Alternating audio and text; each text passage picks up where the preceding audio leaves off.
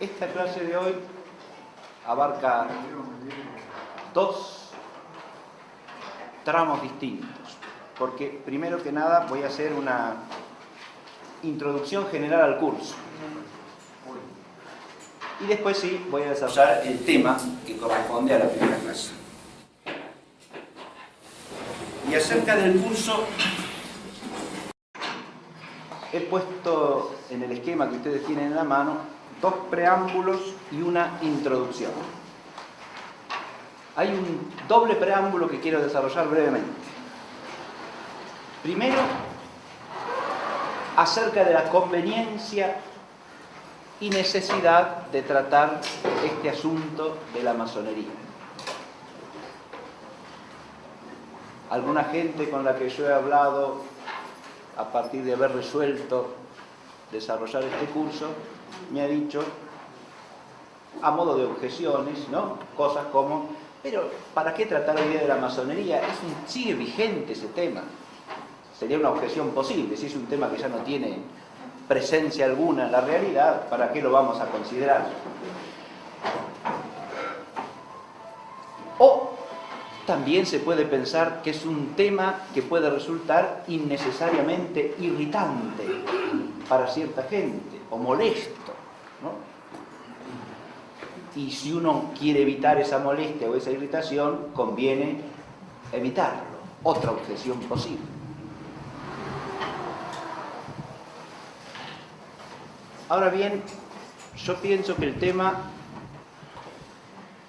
es no solo conveniente abordarlo, sino incluso tiene cierta razón de necesidad. Hay cierta necesidad de abordarlo. La primera razón de conveniencia es la conmemoración de este año. Las cosas que se conmemoran conviene reflexionarlas.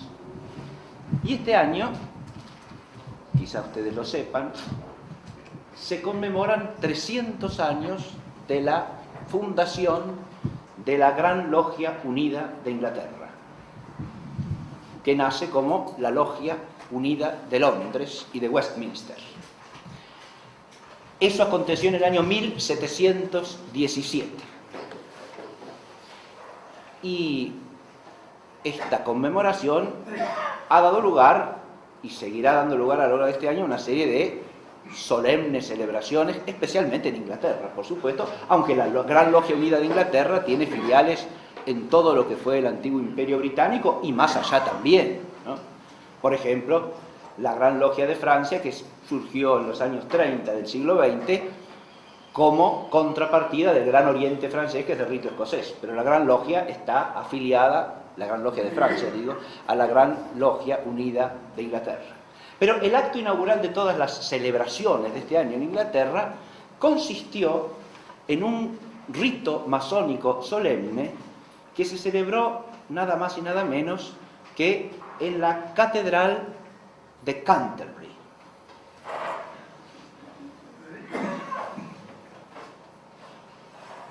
La Catedral de Canterbury, como ustedes sabrán, es la sede del que fue durante siglos el arzobispo primado de Inglaterra, de la Iglesia de Inglaterra en el sentido propio de la palabra, o sea, de la Iglesia católica en Inglaterra. Esto fue hasta el cisma de la Iglesia de Inglaterra que produjo la separación de Inglaterra respecto de la comunión de la Santa Iglesia Católica en el siglo XVI, ¿verdad? Primero a partir del cisma de Enrique VIII y luego con la protestantización progresiva que se dio a lo largo del siglo XVI de esa iglesia separada, que se convierte en lo que suele llamarse la Iglesia anglicana. Desde el siglo XVI en adelante, por tanto, quien se sienta en la silla del arzobispo de Canterbury es el primado de la Iglesia anglicana.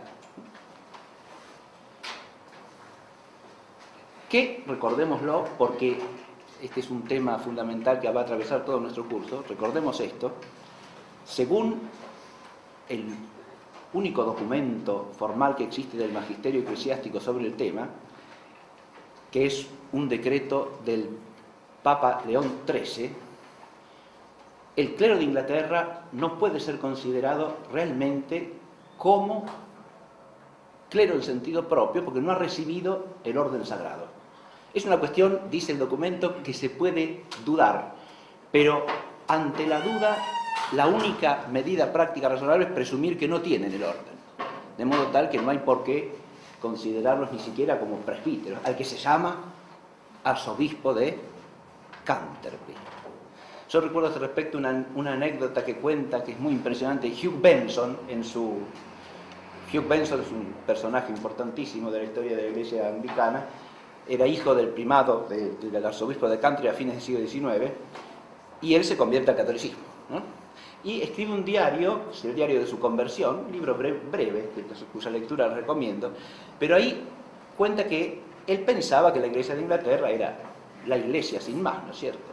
Y según aquella teoría que también sostuvo en su juventud el cardenal Newman, pensaba que la Iglesia de Inglaterra era el medio justo del auténtico cristianismo entre el desvío papista por un lado y el desvío protestante por el otro.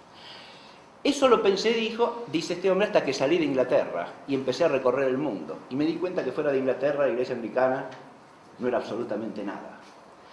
Pero él cuenta una anécdota que lo impresionó y lo conmovió profundamente, y es que estando de viaje en Egipto, era joven todavía, era un clérigo anglicano joven, se encuentra con un sacerdote copto. Y el sacerdote copto, mirándolo de arriba abajo, le dice: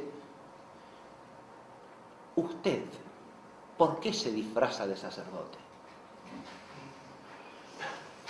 Claro, esa expresión lo sacudió en lo más profundo de su ser, obviamente, primero porque no se la esperaba, y segundo porque era hincar una espada filosa hasta el fondo de su espíritu, ¿verdad? ¿Él era realmente sacerdote o no? ¿Cómo ese hombre podía poner en duda eso? Bien.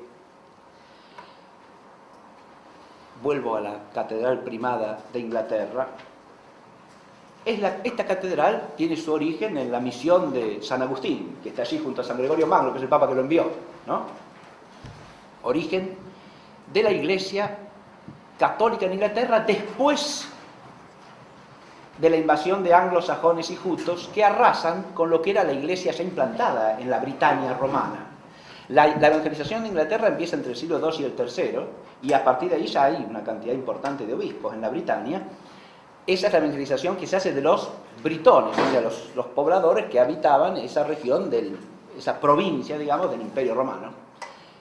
Entre los siglos V y VI, la Britania es invadida por una serie de tribus germánicas del norte de Alemania y de lo que hoy día es Dinamarca, ¿no? Esos que mencioné recién. Y estos van a ser evangelizados no por los católicos que vivían allí, a los que ellos someten a esclavitud o desplazan hacia otras regiones que no son la actual Inglaterra, por ejemplo, Gales, ¿no? Y también en parte migran hacia lo que es hoy día la Bretaña francesa, se llama Bretaña porque es tierra habitada por britones, ¿no? El Papa Gregorio Magno, a fines del siglo VI, envía una misión evangelizadora para estos germanos paganos, encabezada por un monje benedictino de Roma que se llama Agustín, que es este que está aquí. Es el primer arzobispo de Canterbury. Los restos de San Agustín estaban en el atrio de la Catedral de Canterbury hasta el siglo XVI, precisamente, en que la tumba fue profanada y los huesos de San Agustín de Canterbury desaparecieron. Hoy día lo que hay es una placa conmemorativa que dice: aquí estaba el sepulcro de San Agustín de Canterbury. En la misma iglesia están, hasta el día de hoy, los restos de San Anselmo. San Anselmo es del siglo XI, ¿no? Suele considerárselo el padre de la escolástica. Y San Anselmo fue también arzobispo de Canterbury. Hay una capilla ahí está, esa capilla en la Catedral de Canterbury, donde están los restos de San Anselmo. Y también está unida a esta catedral a la memoria de Santo Tomás Becket, que fue asesinado por sugerencia del rey Enrique II, que luego se arrepintió vivamente de este acto, en la misma catedral. Hay una placa que indica, en ese lugar que está allí, hay una placa que indica que allí fue asesinado el arzobispo de Canterbury, Santo Tomás Becket, por defender los derechos y libertades legítimos de la Iglesia en Inglaterra frente a cierto avasallamiento del monarca. En esa misma, recuerdo todas estas cosas para advertir que se trata de un lugar especialmente sagrado para la memoria cristiana, ¿no?, asociada a las figuras de estos santos que acabo de enumerar. En este lugar, el 18 de febrero de este año, se reunió la Gran Logia Unida de Inglaterra, presidida por su gran maestre, que es el Duque de Kent, al que se ve allí en la imagen, ¿no? El Duque de Kent es un primo de la actual reina de Inglaterra, ¿no? Y en este sitio sagrado, uno podría pensarse, entre paréntesis, sagrado, ¿hasta cuándo?, ¿no?, se realiza este acto que, visto desde la perspectiva católica, es obviamente una profanación de un lugar santo. El mismo día, el arzobispo de Westminster, o sea, el primado católico de Inglaterra,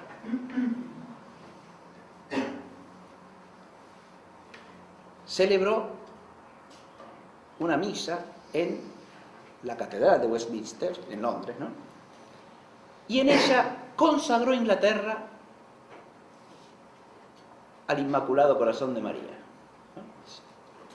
Eso fue justo el mismo día, 18 de febrero de este año, en el cual se realizó esa solemne ceremonia masónica en la catedral de Canterbury.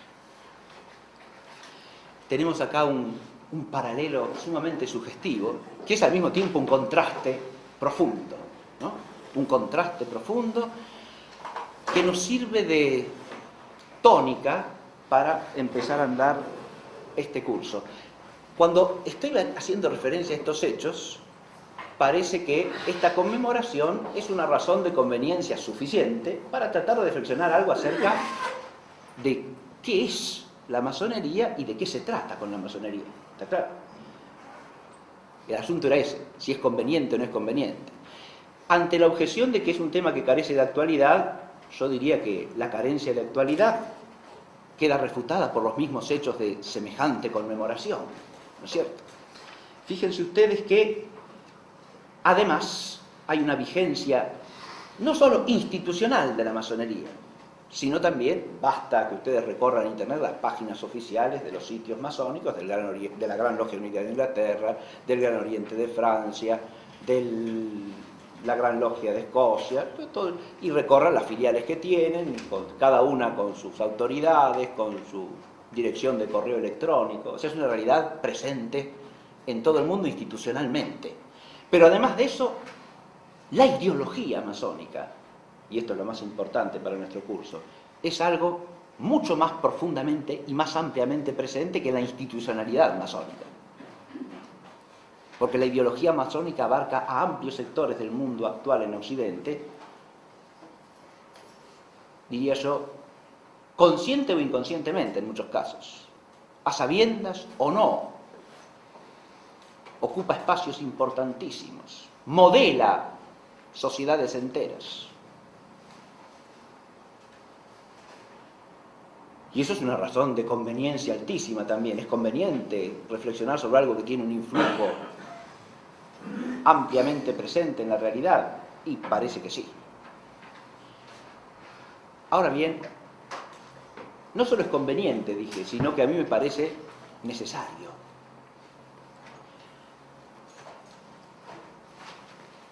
La razón de necesidad viene a cuento de qué. Primero, hay una necesidad que viene establecida por la tradición magisterial de la Iglesia, diría yo. Ustedes saben bien que la Iglesia, ya desde comienzos del siglo XVIII, ha emitido una serie de documentos tratando de la masonería, documentos de la más alta jerarquía, ¿no?, empezando por el decreto del Papa Clemente XII, ¿sí? In eminenti, que es una constitución apostólica, promulgada el 24 de abril de 1738. Fíjense ustedes que estamos a pocos años de la fundación de la Gran Logia Unida de Inglaterra en 1717. Y ya en 1738 hay una constitución apostólica emitida por el Papa Clemente XII, señalando no solo los peligros de la masonería, los errores de la masonería, la iniquidad o inmoralidad del modo de asociación que implica la masonería, sino también la incompatibilidad de ella con la fe católica. A partir de allí se escanonan los documentos a lo largo del siglo XVIII y del siglo XIX, llegando a ese documento que es el más conocido y divulgado de todos, ¿no? Que es la encíclica Humanum Genus de León XIII, ¿verdad? Pero en el siglo XX la tradición magisterial continúa y podemos considerar como un hito reciente la respuesta a la Conferencia Episcopal Alemana de la Sagrada Congregación para la Doctrina de la Fe del año 1981, en el cual se vuelve a afirmar la incompatibilidad de la fe católica con la pertenencia a la masonería, a cualquier secta masónica. Este empeño constante del magisterio por señalar esta incompatibilidad muestra que hay ahí una necesidad, ¿para qué? Para la protección y la defensa de la fe e impedir la contaminación del depósito de la verdad revelada por la ideología masónica y de las costumbres cristianas por los modos de obrar promovidos por la masonería. Reflexionar en eso, por lo tanto, no solo es conveniente, sino necesario. Pero hay otra razón de necesidad, y esa otra razón de necesidad tiene que ver con algo que ya dije, y es la amplísima presencia que tiene la ideología masónica y las acciones de la masonería en la realidad presente y en la historia. Nadie puede entender su propia ubicación en la historia desconociéndola. Nadie puede saber dónde está parado si desconoce el pasado. Ahora bien, en los últimos 3 siglos, estamos en esa conmemoración, ¿no? 300 años de la masonería. En los últimos 3 siglos, la masonería ha influido amplísimamente en la historia universal y en la nuestra. Y si no conocemos ese influjo, si no tenemos idea de cuál es ese influjo y en qué consiste, en gran medida no podemos estar ubicados en la realidad. Eso es una exigencia y una necesidad del realismo, ¿no? O sea, de vivir, de procurar vivir en la realidad. Para eso hay que pensar la realidad y hay que tratar de conocerla, ¿no?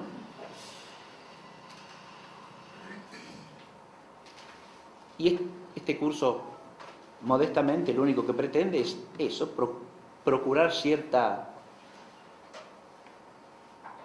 luz acerca de este tema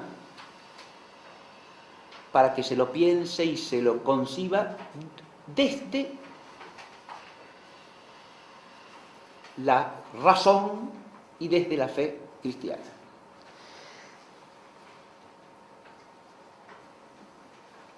Cuando dije que también nos afecta a nosotros este tema histórico,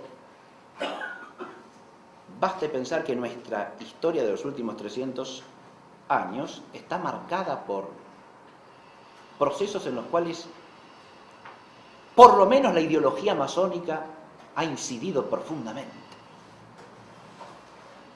No solo la fragmentación del Reino de Indias, o sea, de la América Española, que da origen a las repúblicas hispanoamericanas, sino también todo el proceso histórico-político del siglo XIX y también en gran parte del siglo XX, llegando hasta lo más reciente. Las ideologías vinculadas a la masonería han incidido profundamente en todo ese proceso. Y adviértase una cosa, nosotros estamos hablando de la masonería en español. La masonería nació primariamente en Inglaterra. y después se distribuyó en el resto del mundo. Pero lo que se conmemora este año es eso, cuando hablemos la clase próxima de los orígenes de la masonería, vamos a ver algunas precisiones sobre esto que acabo de decir. Pero es una institución que tiene su eje rector en Inglaterra. Y nosotros estamos hablando en castellano, dije, con lo cual quiero apuntar a un arraigo de este ciclo de conferencias en una cierta tradición, ¿no? Que es la de la España católica, que a lo largo de estos 300 años se ha defendido enérgicamente de la influencia y de los planes de la masonería, ¿sí? En diversas instancias de su trayecto histórico. Y por eso, al realizar este curso también hay un reconocimiento en cierta tradición, ¿no? Y en cierta identidad que es la raíz de nuestra personalidad histórica. Esto no quiere decir de ninguna manera que esa tradición nos ha sido también inficionada y en parte penetrada por la masonería. Ah, no, pero precisamente esa es una razón más de necesidad de la reflexión, ¿está claro? Porque la otra necesidad de la reflexión está en el conflicto, en el combate. Cuando uno es parte de un conflicto, quiera o no, lo recibe, ¿no? Está dado. No es que uno lo busque, existe. Es una obligación hacerse cargo del conflicto, ¿no? Esto ya forma parte no solo del espíritu cristiano, que es un espíritu militante, combatiente. Yo puse un texto de San Pablo que enseguida voy a leer a este respecto, en el programa, ¿no? El programa tiene un texto de San Pablo que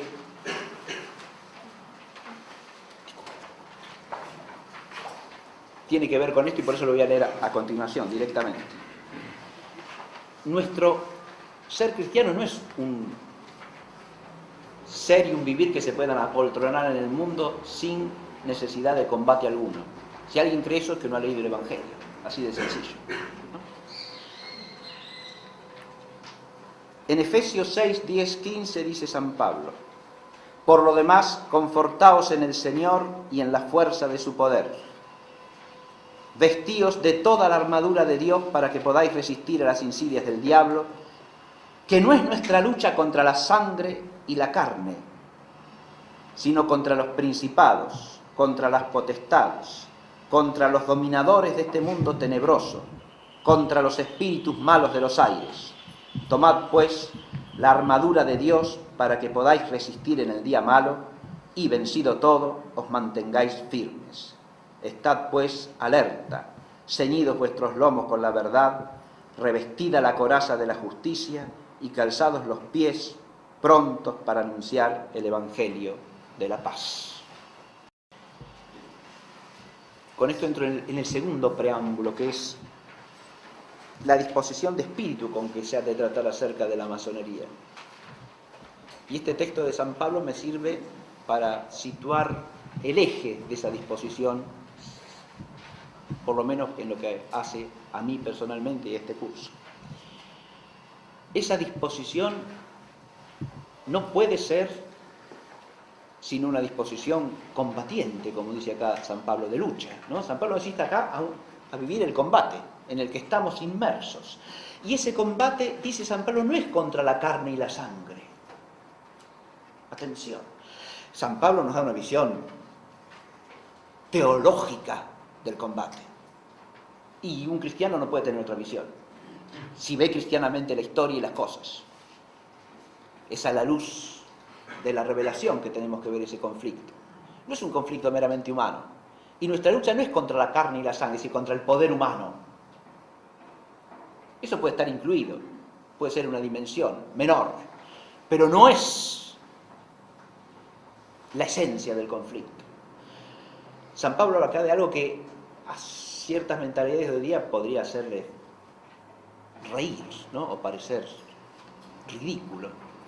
Dice que nuestro combate es contra los principados, las potestades, los dominadores de este mundo tenebroso, los espíritus malos de los aires. Está hablando obviamente de toda clase de poder demoníaco. Sí, señor. De eso es de lo que está hablando. Y para combatir ese combate, San Pablo nos insta ¿a qué? A vestirnos de la armadura de Dios. Así empieza. Y desarrolla eso, bellísimas metáforas que son de una profundidad enorme desde el punto de vista teológico. Pero culmina con esta expresión: prontos para anunciar el Evangelio de la paz. Ahí hay una paradoja, ¿no? Porque se trata de combatientes, ¿no? Estos cristianos a los que les está hablando Pablo son cristianos a los que insta a combatir. Y les dice que tienen que estar prontos para anunciar el Evangelio de la paz. No hay una oposición ahí, no hay una contradicción, ciertamente que no. Basta recordar lo que dice San Agustín de la Paz. La paz no es la ausencia de conflicto. En el tiempo la paz nunca puede ser eso. Porque pretender que en el tiempo de la historia no haya conflicto es pretender algo imposible. La ausencia absoluta de conflicto nos remite a la eternidad, pero no al tiempo. La paz, dice San Agustín, es la tranquilidad en el orden.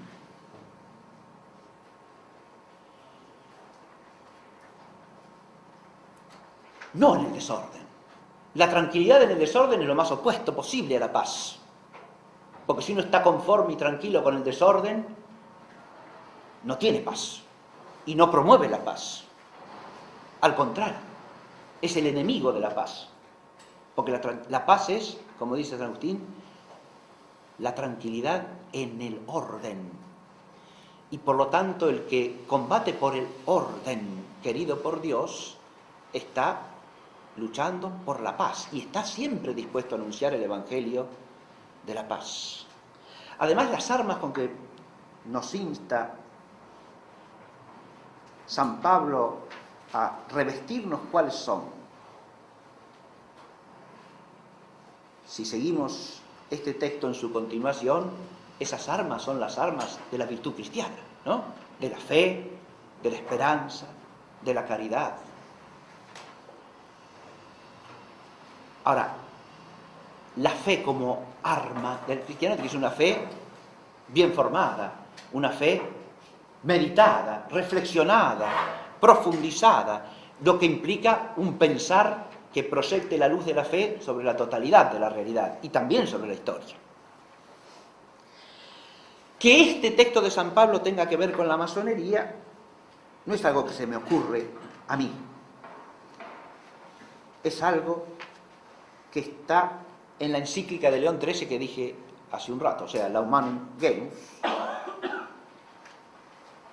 que empieza, para hablar de la masonería, hablando de lo siguiente: el género humano, después de apartarse miserablemente de Dios, creador y dador de los bienes celestiales, por envidia del demonio, quedó dividido en dos campos contrarios, de los cuales el uno combate sin descanso por la verdad y la virtud, y el otro lucha por todo cuanto es contrario a la virtud y a la verdad. El primer campo es el reino de Dios en la tierra, es decir, la iglesia verdadera de Jesucristo. Los que quieren adherirse a esta de corazón y como conviene para su salvación, necesitan entregarse al servicio de Dios y de su unigénito Hijo con todo su entendimiento y toda su voluntad.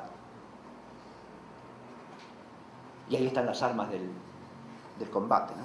El otro campo es el reino de Satanás.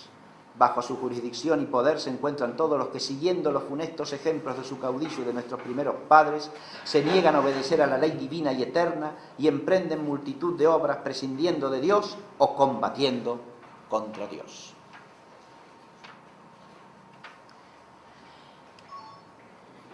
Esta misma encíclica hace una salvedad y un reparo que también es conveniente hacer.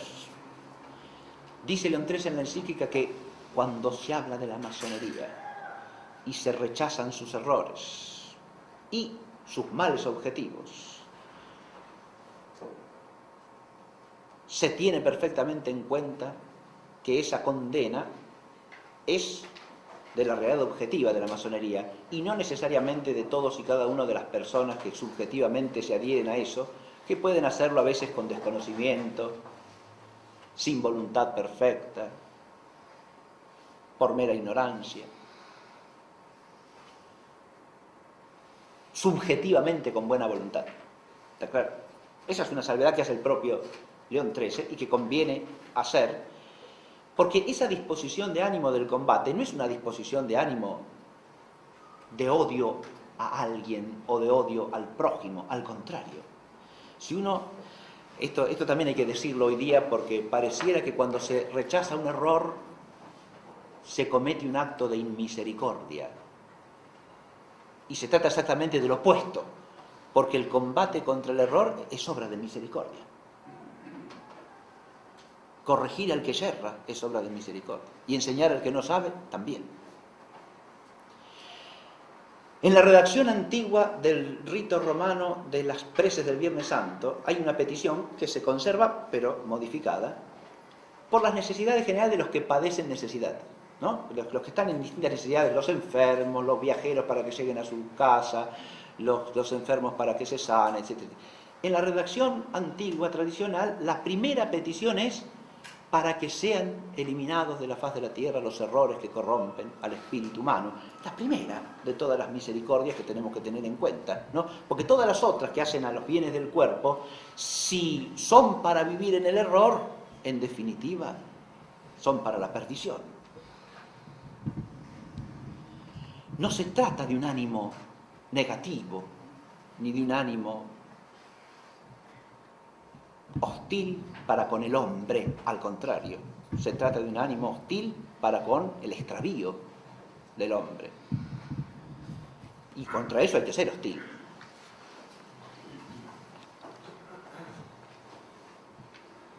En relación con esto estaba la objeción aquella que dije al comienzo de que es algo que puede irritar.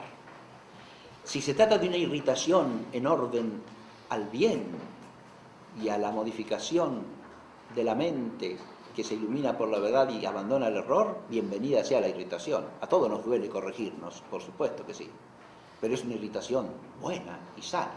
Ahora, si la irritación que se provoca es la irritación del que quiere permanecer en el error y es enemigo de la verdad y la odia, porque en la masonería, en toda su trayectoria histórica, hay odio por la verdad cristiana, y de una ferocidad enorme. Si la irritación que se produce es esa, también es buena. Porque, es decir, es buena en el sentido de que si uno no irrita al que quiere permanecer en el mal, poniéndole el mal en la cara, mostrándole que debe corregirse, entonces, primero uno está faltando a la caridad porque lo está abandonando a su suerte terrible. Y segundo, esa irritación es síntoma de que de alguna manera estamos siendo fieles a nuestro propio ser cristiano, ¿no? No es una irritación que sin más deba ser evitada. Con lo cual, esto no quiere decir que tengamos que provocar la irritación por la irritación misma, lo cual es una tontería que a nadie se le ocurre, ¿no?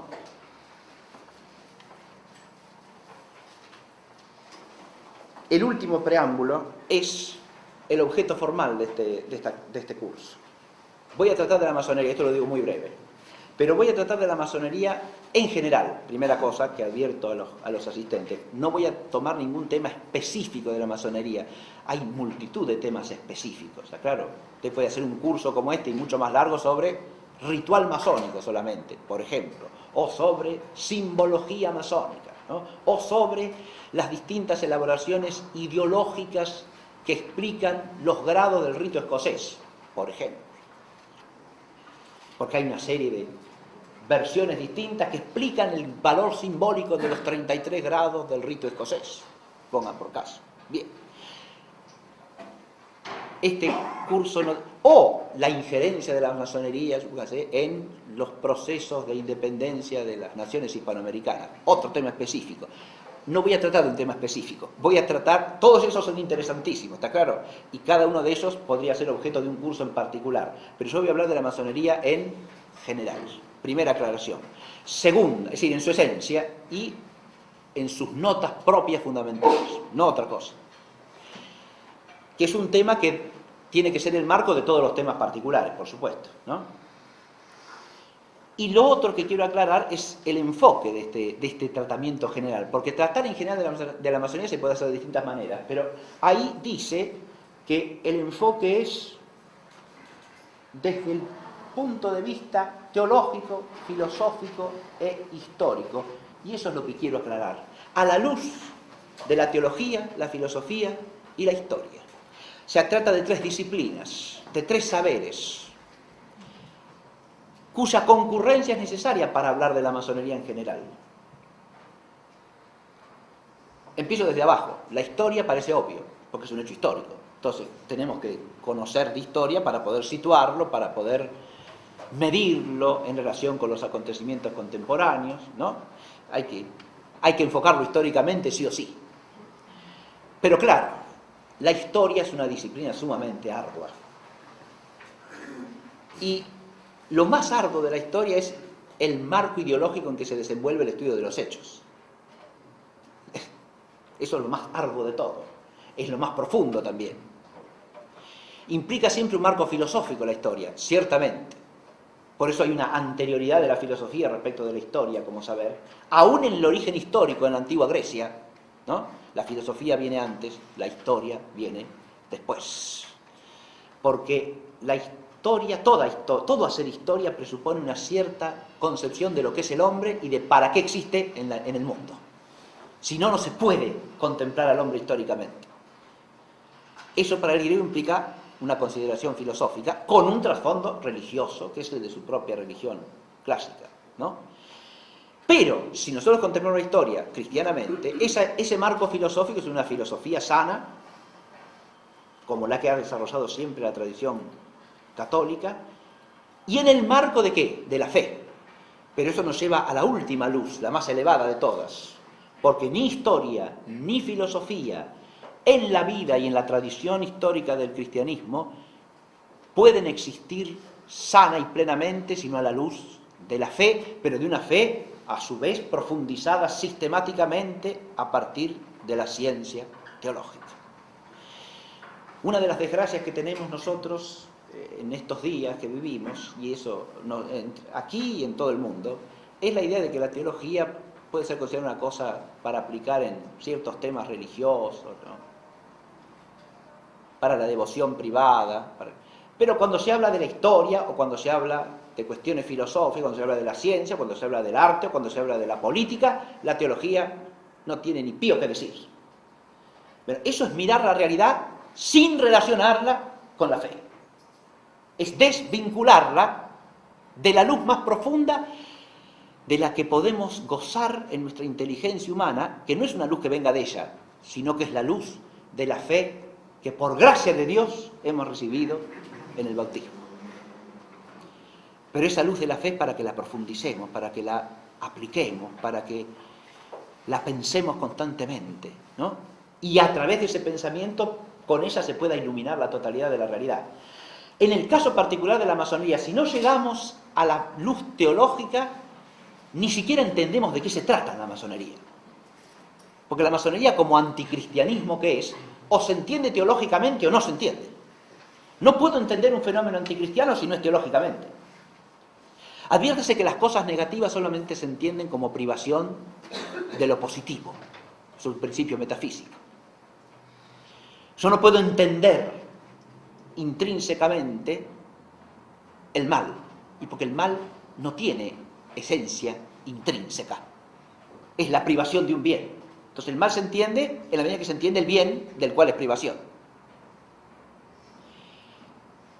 Lo mismo que digo de la privación se dice de la carencia y se dice de la deformación o negación parcial. Se entiende una deformación si uno conoce cuál es la buena forma. Pero si no, ni siquiera me doy cuenta que es una deformación. Ni siquiera la puedo percibir como lo que es, como una falta de forma adecuada. Si yo no conozco la forma adecuada, ¿cómo me doy cuenta que está deformado? Imposible. Entonces, la luz teológica, en el caso de la masonería, es de absoluta necesidad. ¿Por qué? Y este es un eje de todo este curso. Porque la masonería es en el fondo un fenómeno religioso anticristiano. Empecé mostrándole la foto de un rito, ¿no? Eso es un acto religioso. es un acto de culto. No tiene nada que ver con el cristianismo. ¿Y entonces por qué lo van a celebrar a la catedral de Canterbury? ¿Como para decir, acá estamos nosotros simplemente? ¿O como para decir, el auténtico y verdadero cristianismo somos nosotros? ¿O la religión verdadera no es esa que ya pasó, sino esta que nosotros encarnamos? Uno puede interpretar el gesto de múltiples maneras, pero lo que no cabe hacer es considerar que es una cosa insignificante, que no es un gesto, porque es un gesto enorme, que a cualquiera que conozca la Escritura lo lleva a pensar, a la luz de la fe, en la expresión aquella tantas veces citada del libro del profeta Daniel: veréis la abominación de la desolación en el lugar santo. Ahora bien, dicho esto, paso a la clase de hoy, que voy a resumir en 15 minutos. Pero escúcheme, me he detenido en los preámbulos, ¿por qué? Porque este preámbulo que acabo de hacer nos ubica en la totalidad del curso.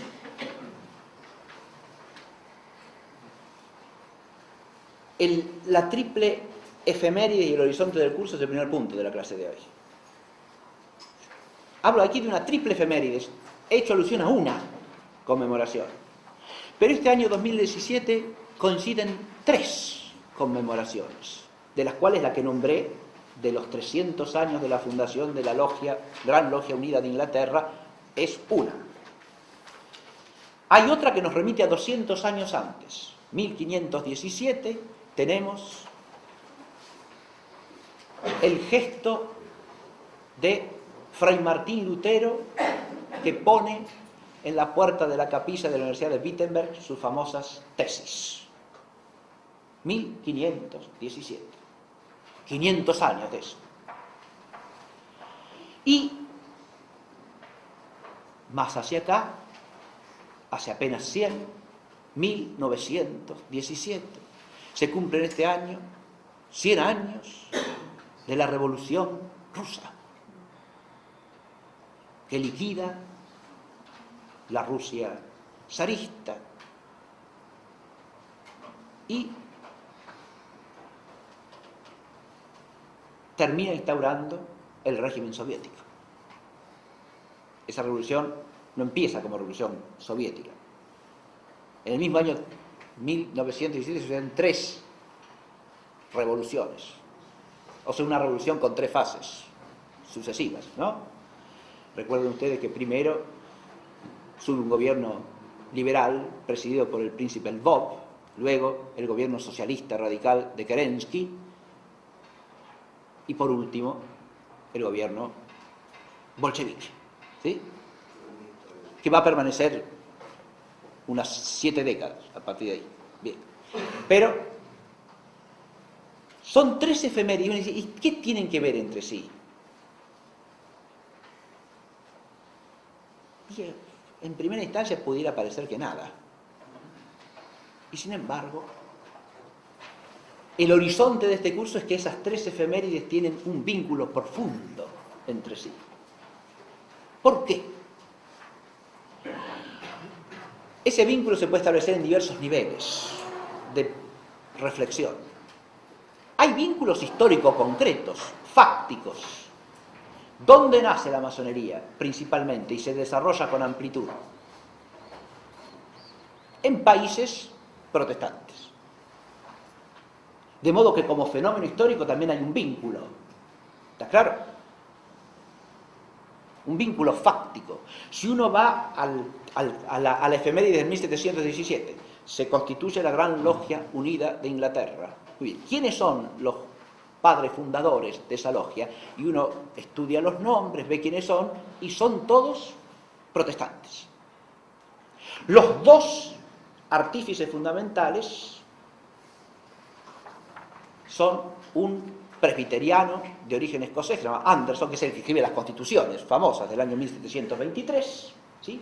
Y un hugonote, o sea, un calvinista de origen francés, ¿no? Que se llama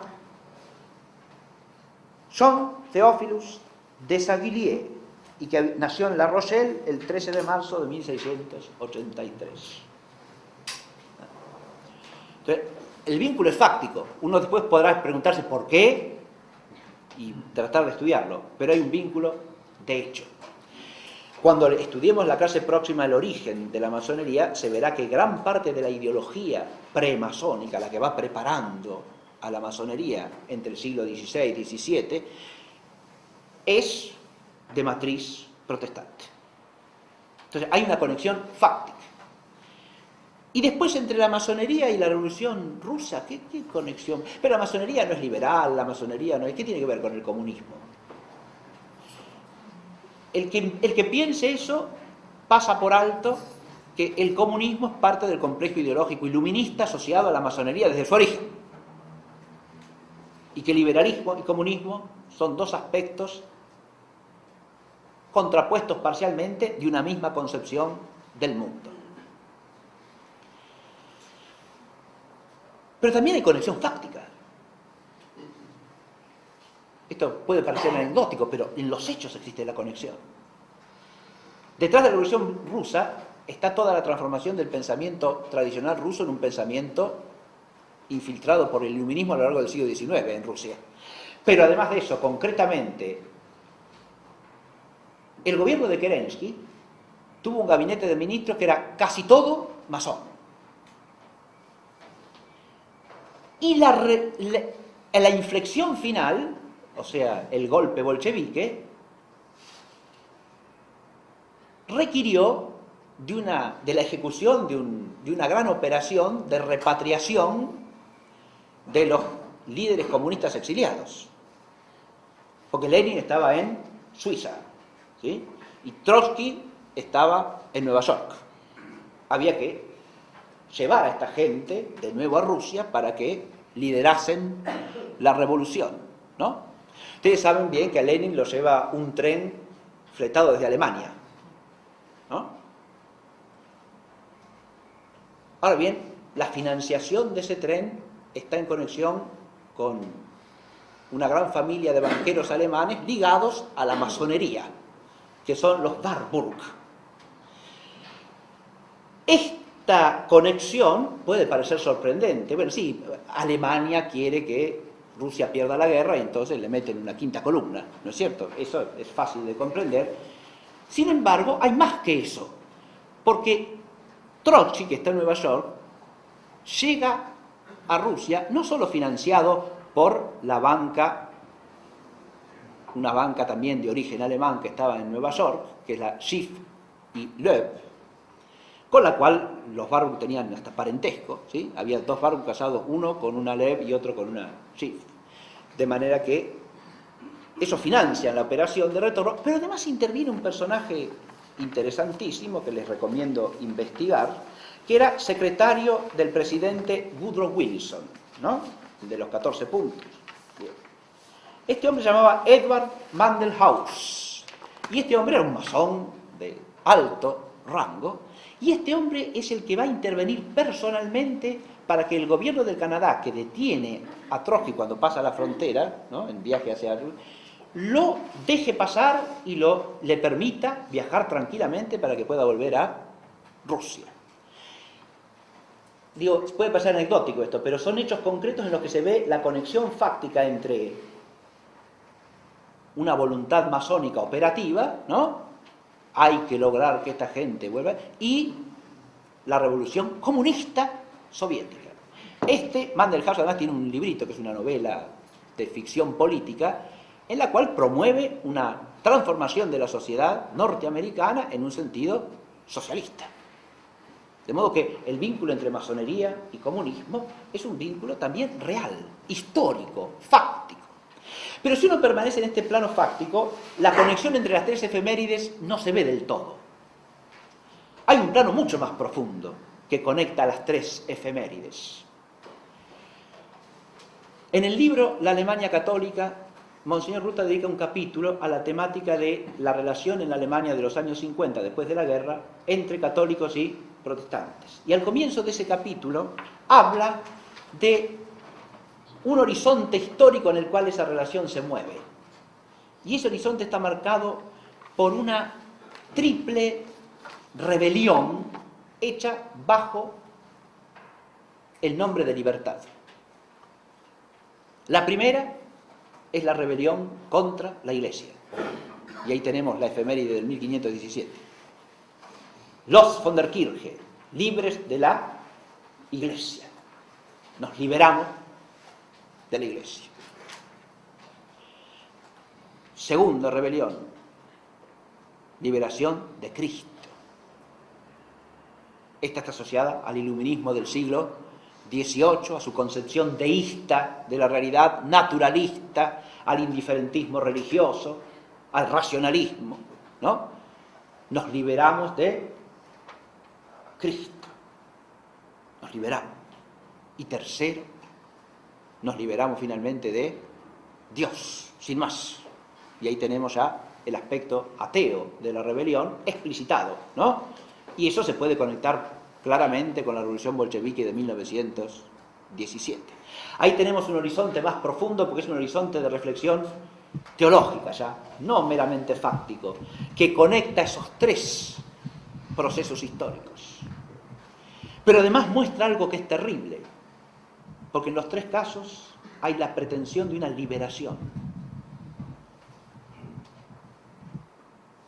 Y detrás de eso, obviamente, hay un engaño satánico, ¿no? Porque la liberación tiene por término lo que es la fuente de la libertad: Dios, Cristo y su Iglesia, que a su vez son inseparables entre sí. Eso lo dice el Señor en el Evangelio, ¿no? Les dice a los discípulos a los que envía: el que los rechaza a ustedes, me rechaza a mí y al que me ha enviado. De manera tal que esa triple negación no se da por casualidad. Hay una unidad profunda en ella. Y por último se puede asociar a ese concepto de revolución, en sentido teológico, como lo explica en su magnífico libro Monseñor de Seguir, un gran apologista católico de la segunda mitad del siglo XIX, ¿no? Monseñor de Seguir, en un libro que se llama La Revolución, dice que el concepto de revolución se puede tomar en un sentido político, en un sentido social, pero la revolución que estamos viviendo, dice él, desde el siglo XVIII en adelante, es revolución en un sentido mucho más profundo.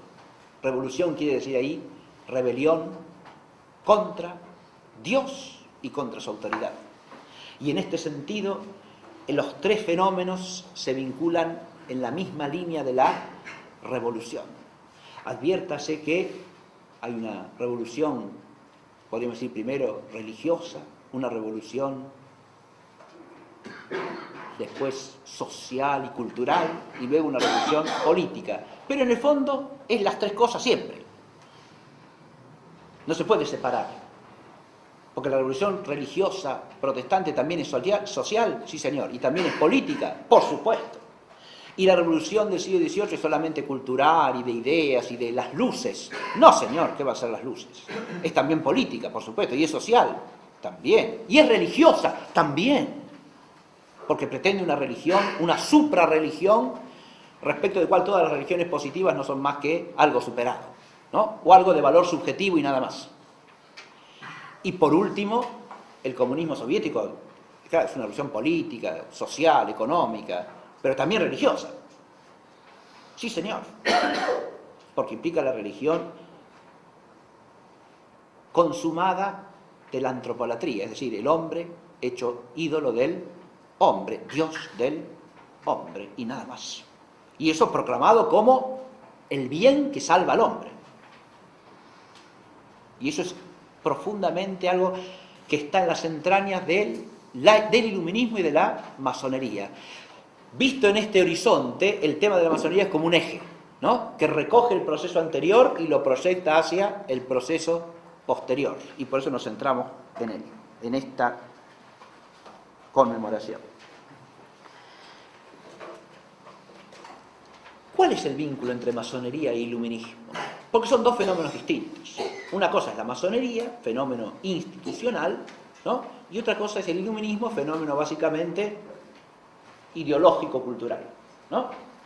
Existe vínculo entre ambos. el tema de esta clase está centrado en que ese vínculo es esencial. A saber,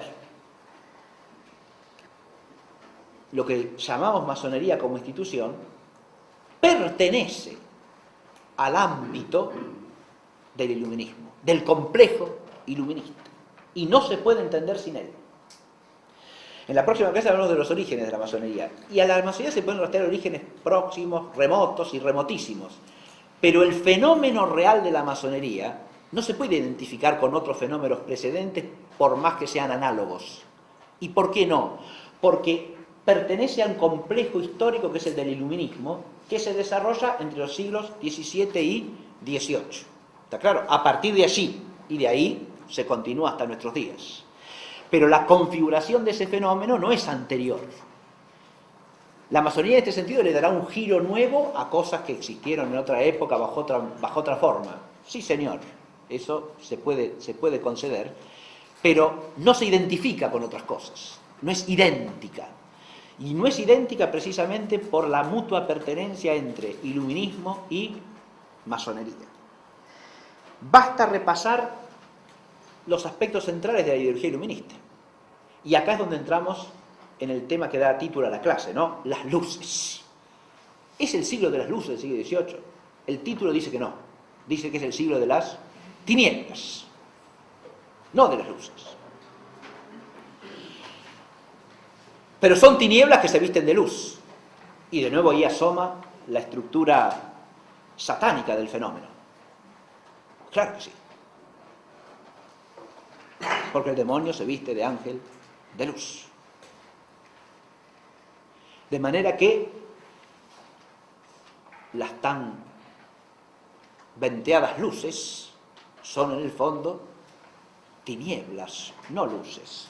Y yo hablo acá de dos tipos de tinieblas. Primero, las tinieblas de la inteligencia, las tinieblas ideológicas. Hago una pequeña apostilla marginal.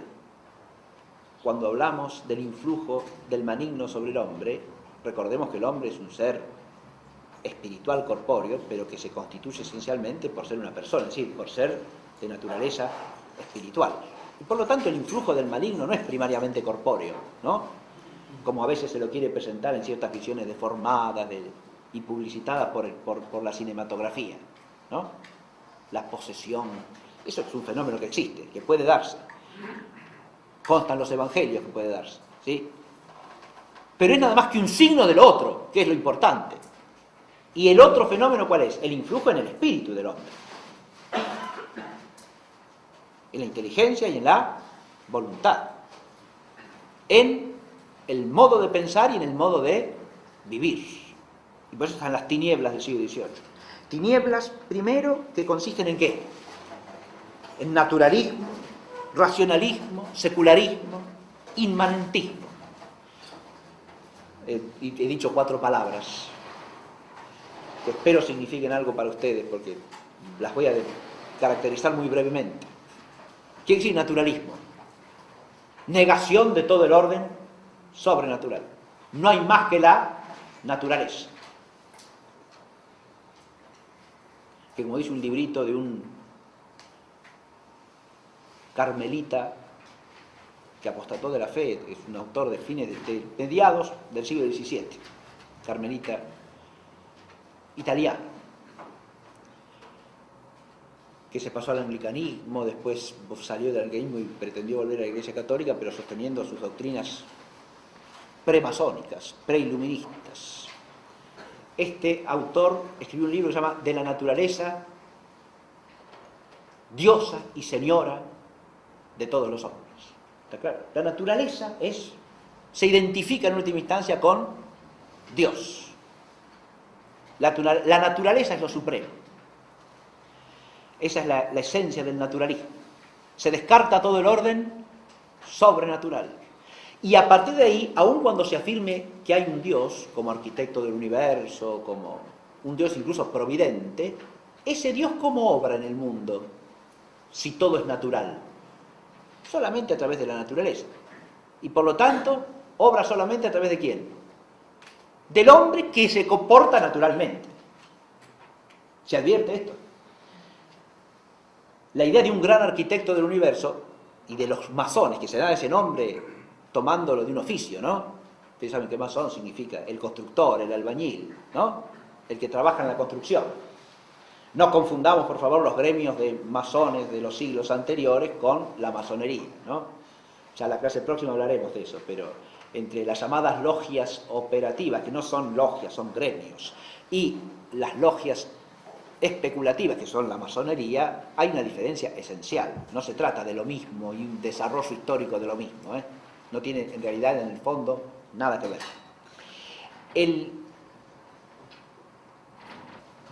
A llamarse constructores no es inocente tampoco. ¿A qué se refiere? A que están llamados a construir el mundo nuevo, la sociedad nueva, la religión nueva, todo. El mundo nuevo, el nuevo orden de cosas. Un nuevo orden de cosas que ha de construirse. Adviértese que desde la perspectiva naturalista Dios no opera sino a través de las causas segundas, para decirlo metafísicamente. Es decir, solamente interviene en el mundo a través de lo que los hombres hacen, obrando de un modo puramente natural. ¿Sí? En el fondo es un Dios impotente cuyo poder está en el hombre. Por eso es una concepción que tiende al panteísmo. Y a la divinización del hombre como naturaleza. Hay naturalismo, racionalismo, que es la proyección del naturalismo en el plano del conocimiento. No hay luz superior a la de la razón humana. Pero una razón humana que a su vez se autoabsolutiza, se autodiviniza.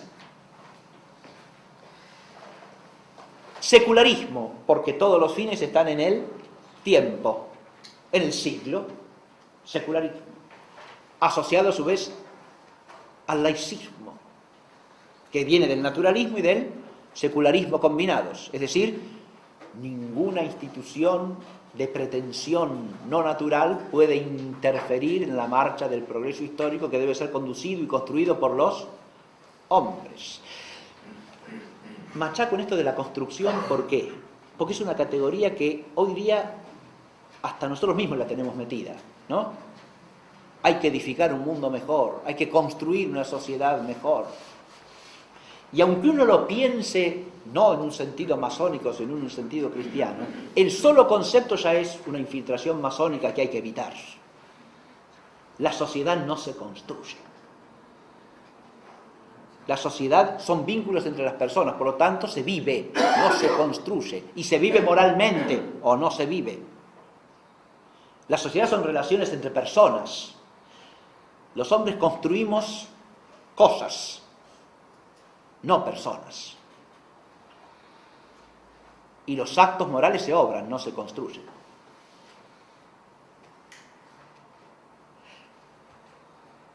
Anoche se celebró acá en La Plata una misa en conmemoración de los 25 años de obispado de Monseñor Aguer, es decir, de ordenación, de consagración episcopal, para decir mejor, ¿sí?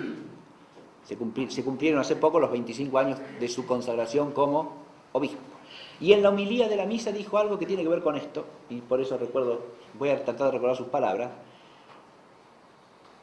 hablando de la Conferencia Episcopal Argentina, de la que es miembro, dijo: hablamos de muchas cosas, pero hablamos muy poco de la gracia de Cristo y de la salvación. Y en realidad, para que nuestra sociedad mejorase, ¿no sería mejor que hablásemos de eso y procurásemos que hubiese buenos cristianos que vivan su fe? Y entonces, como fruto de eso, la sociedad probablemente, dice, después se corrigió, seguramente será mejor.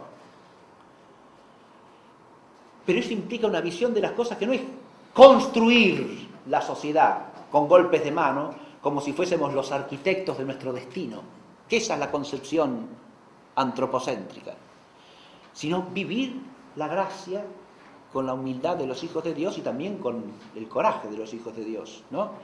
Y con la libertad de los hijos de Dios, que es la auténtica libertad.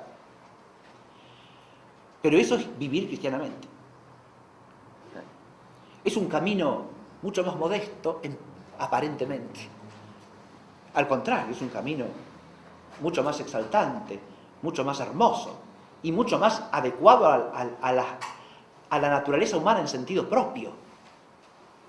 Porque el hombre que se quiere hacer arquitecto de la sociedad es un hombre que quiere hacerse Dios, no un hombre que recibe la gracia de Dios y la vive. Decía Voltaire, que es uno de los más típicos representantes de la mentalidad iluminista, que nada le parecía tan aborrecible como la idea del hombre hecho a imagen y semejanza de Dios. Adviértase que hay en eso un rechazo perverso, ¿no?, al don de Dios, que es la naturaleza humana, ¿no?, y a la vocación a ser hijos, que eso es lo que significa la semejanza, en su última instancia. Hijos en el Hijo, como término de una pura donación de Dios. Se trata del hombre que pretende ser señor y dueño de sí mismo. Si no se entiende esta antítesis, no se puede ni siquiera empezar a entender lo que es y lo que ha significado y significa históricamente la masonería. Todas estas notas de la ideología iluminista se proyectan en la ideología masónica profunda y totalmente. Y todas las acciones políticas, sociales, de la masonería están ligadas a esto que acabo de decir: naturalismo, racionalismo, secularismo, que son formas de inmanentismo. Claro que sí, lo trascendente en sentido propio queda de lado, porque la inmanencia se pretende trascendente por sí misma. Eso hacia un doble carácter del iluminismo, que también se proyecta en la masonería: carácter gnóstico y carácter sofístico. Su carácter sofístico y su carácter destructivo: barrer con las certezas de la tradición, ¿no?, teológicas y metafísicas. Esa es la vena, digamos, demoledora del iluminismo y de la masonería en su propaganda de demolición de las tradiciones. Pero al mismo tiempo es gnosticismo, es decir, construye una ideología que pretende reemplazar a esa fe que pretende barrer. Las dos son pretensiones, por supuesto, ¿no? Porque el Señor se lo ha dicho a Pedro, ¿no? Las puertas del infierno no prevalecerán contra ella, contra la Iglesia, ¿no? Son pretensiones, insisto. La certeza de la fe es inseparable de la esperanza viva, ¿no?, y también de la caridad auténtica. Tenemos entonces un gnosticismo que en la masonería, precisamente porque se da en un contexto cristiano, se hace pseudo teosofía de la historia. ¿Qué es eso? Una sabiduría divina acerca de la historia, ¿no? Toda la masonería, como el iluminismo, implican visiones de la historia universal, ¿no?, que se despliega de una manera determinada, y ese despliegue es siempre un progreso hacia el fin que logramos por nosotros mismos. Todo esto está asociado a un tema que voy a desarrollar más en clases próximas, que es el de la conexión entre iluminismo y masonería con el joaquinismo, tema que desarrolla ampliamente en su obra de 2 tomos Henri de Lubac, ¿no?, Joaquín de Fiore y su posteridad espiritual. Y de Lubac señala, hacia el finales del tomo primero, una conexión interesantísima, que con esto termino, en esta parte, una conexión interesantísima entre la masonería, que va a ser la que asume fundamentalmente lo que él llama el joaquinismo secularizado, es decir, una visión totalmente inmanentizada del joaquinismo, que empieza siendo una pseudoteología de la historia. Pero en esto se hace otra cosa, una visión secularista de la historia. Ese proceso se da entre el siglo XVII y el XVIII, precisamente la secularización, y tiene nombres fundamentales: Swedenborg, Oettinger, Don Deschamps. Esos son los que van elaborando esa secularización, pero con 2 vertientes distintas, dice Derivac. Una tendiente a la acción social revolucionaria y enemiga de las elucubraciones esotéricas. Otra, al contrario, de talante gnóstico y profundamente afín a toda clase de esoterismo. Esas dos vertientes, que son del joaquinismo secularizado, son también vertientes del pensamiento iluminista y de la masonería. Y dan lugar históricamente a conflictos internos entre la masonería, entre distintas denominaciones masónicas, ¿no? Conflictos que a su vez alimentan la totalidad, ¿no? Entiéndase, ¿no? Porque en lo fundamental hay acuerdo. Y lo fundamental es ir contra el Cristo y su Iglesia.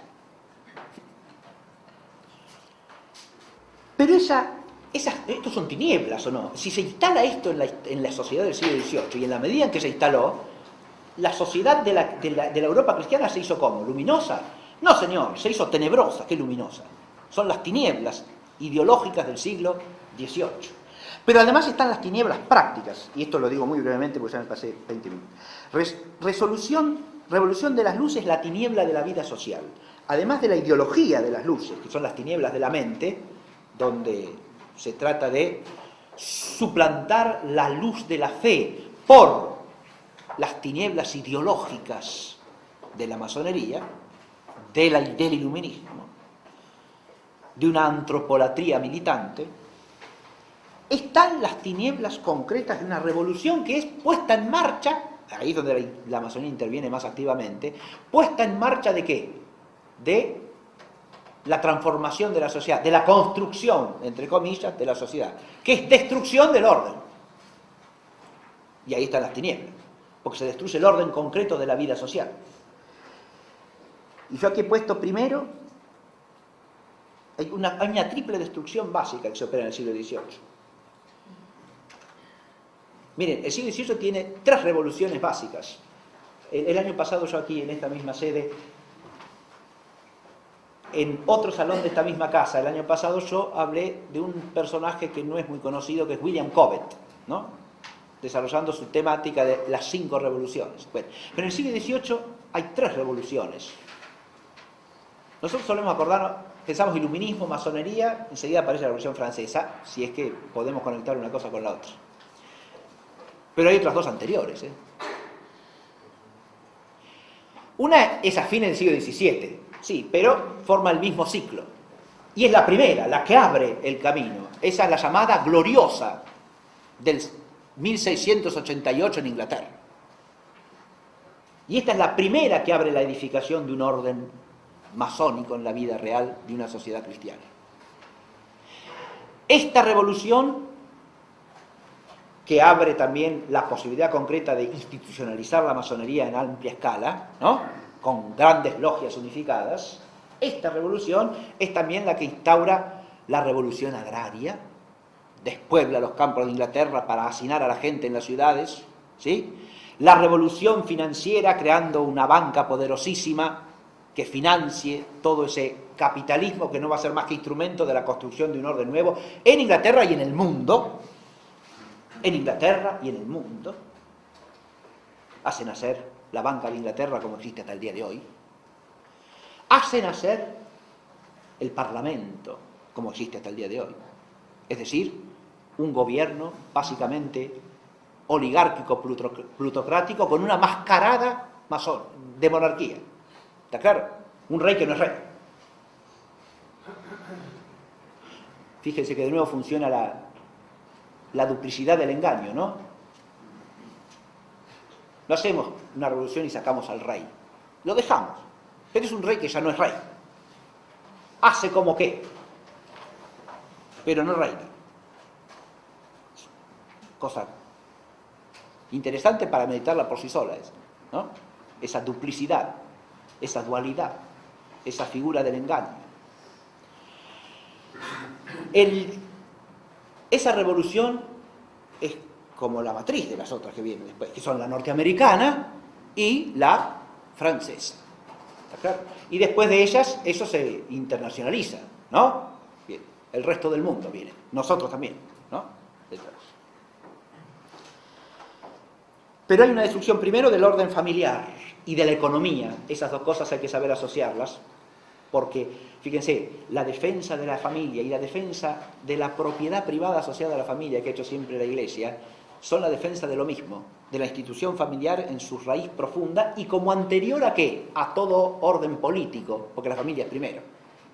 ¿sí? Y tiene que tener su arraigo en la tierra. Esto es el tema que desarrolla Chesterton ampliamente en el siglo XX, ¿no? Retomando a Cobbett, precisamente, es la idea de una sociedad que se basa en una economía real, no en una economía ficticia, sino en una economía real al servicio ¿de qué? De la familia. Eso es lo que destruye la revolución agraria y la revolución industrial. Que no son un acontecimiento natural, son un acontecimiento social y político, programado y posibilitado por leyes inicuas.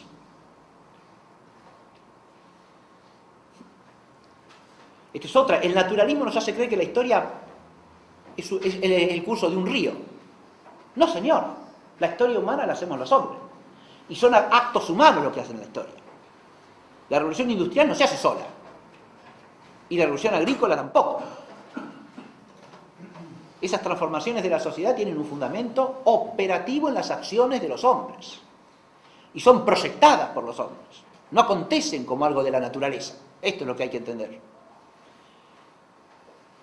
La ideología de las tinieblas pretende hacernos creer que son un hecho natural, al que hay que acomodarse. Y es lo moderno, entonces tenemos que acomodarnos a este mundo. No. No. ¿Por qué? ¿Es que es una fatalidad eso? No. Pero para entender la razón de ese no, o para empezar a entender la razón de ese no, hay que entender que esas acciones de las que estoy hablando son las que hacen surgir esa realidad. Nosotros podemos recibirla como algo dado, sí, pero es algo dado que es la herencia de unas acciones que nos han precedido y que como acciones humanas no son irrevocables, ni ilevantables, ni irreversibles. Irreversibles en sí mismas, y en cuanto a la responsabilidad de quienes las ejecutaron, sí. Irreversibles en el proceso histórico, no, porque el hombre no es el señor de la historia, por más que quiera. El orden civil de la autoridad civil, bueno, eso no hay mucho que decir, ¿no? El orden de la autoridad civil, basta pensar en la Revolución Francesa, el orden de la vida moral. En la encíclica Humanum Genus, León XIII dice algo que tiene que ver con esto, y es que la masonería lleva ya, dice León XIII allí, más de 100 años procurando socavar los fundamentos de la vida moral. ¿Por qué? Porque reduciendo a la gente a la esclavitud del vicio, las hace más manipulables al engaño ideológico. De manera tal que ahí tenemos otro tema fundamental, ¿se advierte? Esa destrucción del orden de la vida familiar, del orden, la masonería ha promovido toda clase de legislación contra la institución familiar católica desde sus orígenes, ¿está claro? Contra el orden de la autoridad política como dimanante de Dios, de la vida social como vida de virtudes, ¿no? Y no como un automatismo impuesto desde la estructura del poder, ¿no? Que es el que construye la sociedad. Y si la sociedad es buena, somos todos buenos por automatismo, cuando en realidad es al revés, ¿no? Ese es el núcleo del socialismo. Pensar que mejora la sociedad, entonces la gente resulta buena. Como si la sociedad fuese un absoluto, del cual nosotros somos accidentes. De nuevo estamos pensando al revés, ¿no? Y por último, la pretensión de destruir la Iglesia, pero esa pretensión es una pretensión vana en el fondo. Por más que pueda no parecerlo, es una pretensión vana. Y por eso termino leyendo el texto del Salmo que tiene en el programa. No calles, oh Dios, no enmudezcas, oh Dios, ni te aquietes. Mira que tus enemigos se embravecen, los que te odian alzan la cabeza. Tienden acechanzas a tu pueblo y se conjuran contra tus protegidos. Dicen, venid y borrémoslos de entre las naciones, no haya más memoria del nombre de Israel. Acá el salmista habla del pueblo de Dios, ¿no? Y le da su nombre propio, Israel. A la luz del Nuevo Testamento, el Israel de Dios es la Iglesia. Y por eso este salmo está hablando de nosotros, ¿sí? Es un salmo que se refiere a una conjura y una acechanza contra el pueblo de Dios, contra el Israel de Dios, en definitiva, en el plan de Dios, contra la Iglesia, que tiene a Cristo por cabeza, ¿no? Pero el clamor del salmista es un clamor esperanzado, como debe serlo el nuestro, porque, como dice el salmo que cantamos todos estos días de Pascua, ¿no? Invoqué al Señor y Él me respondió. El Señor está conmigo, ¿a quién temeré? El Señor es la defensa de mi vida, ¿quién me hará temblar? ¿No? Y a eso se contesta con el estribillo pascual, ¿verdad? Estamos hablando del salmo que empezamos a cantar en la vigilia, ¿no es cierto? Salmo propio de la Pascua con el que quiero terminar esta clase, ¿no? ¿Y qué es lo que cantamos en ese salmo? ¿Qué es lo que cantamos en este salmo? Este es el día que hizo el Señor, aleluya, alegrémonos todos en Él. Y ante semejante tema nos tenemos que alegrar. Bueno, esto obedece a la disposición de ánimo, como yo dije de entrada, que quería abordar esta cuestión, con ánimo pascual, ¿no? Porque el Señor ha vencido en su resurrección al demonio, al pecado y al mundo, ¿no? Y en Él está nuestra fortaleza. Entonces, ¿a quién temeremos? Este es el día que hizo el Señor. Alegrémonos todos en Él. Aleluya. A la próxima nos vemos.